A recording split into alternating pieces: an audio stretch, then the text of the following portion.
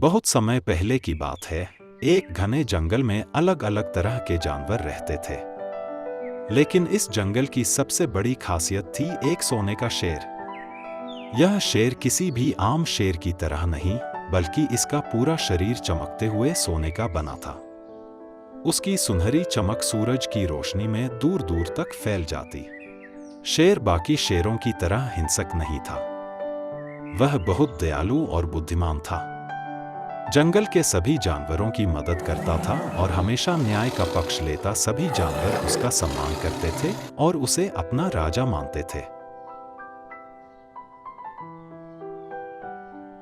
जंगल के पास ही एक गांव था, जहां एक लालची शिकारी रहता था।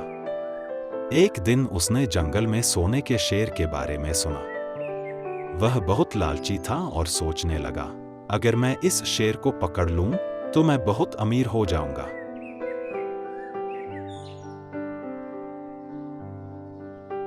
शिकारी ने चाल चली। उसने जंगल में एक बड़ा गड्ढा खोदा और उसमें लकड़ियों व पत्तों से ढककर एक जाल बिछा दिया। फिर उसने पास में मांस रख दिया ताकि शेर उसे खाने के लिए आए और गड्ढे में गिर जाए। शेर को जब मांस की खुशबू आई तो वह धीरे धीरे वहां पहुंचा।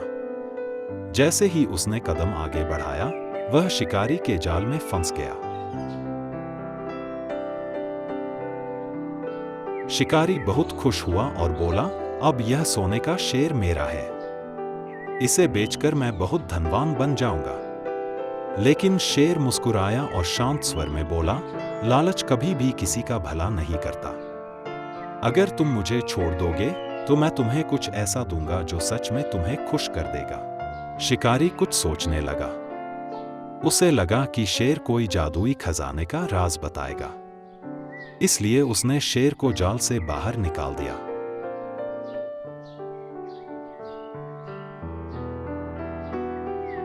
जैसे ही शेर आजाद हुआ, उसने शिकारी से कहा, तुम्हारी असली दौलत सोना या पैसा नहीं, बल्कि तुम्हारा ईमान और मेहनत है।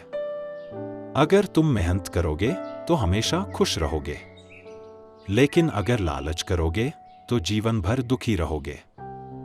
यह कहकर शेर जंगल में चला गया। शिकारी को अपनी गलती का एहसास हुआ और उसने लालच छोड़कर मेहनत से जीवन बिताने का संकल्प लिया।